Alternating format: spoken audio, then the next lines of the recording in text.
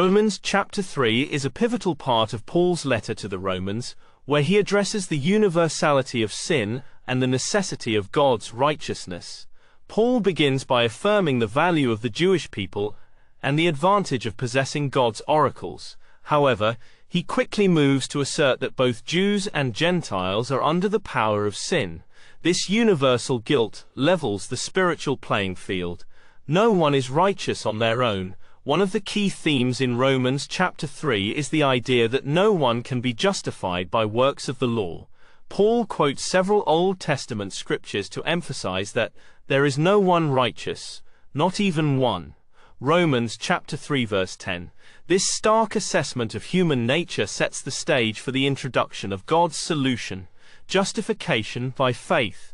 In verses 21 to 26, Paul outlines the heart of the gospel.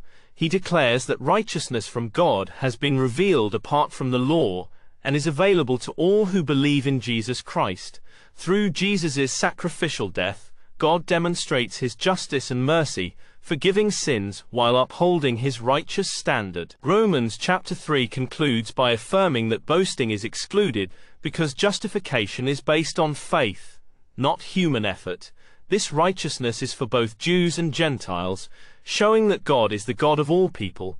Paul also makes it clear that faith does not nullify the law, but upholds it, establishing a continuity between the Old and New covenants.